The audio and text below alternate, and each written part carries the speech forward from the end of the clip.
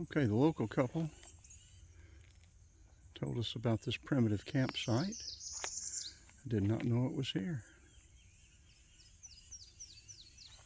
Look at this. It's off a high plateau overlooking this marsh.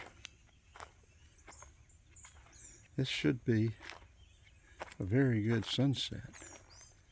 But shoot, we're 15 feet up.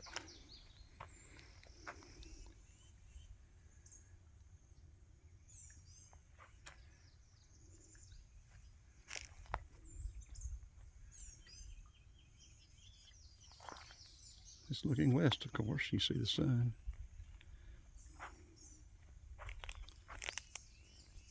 Get behind that tree. We're going to have to get the bug spray out, that's for sure.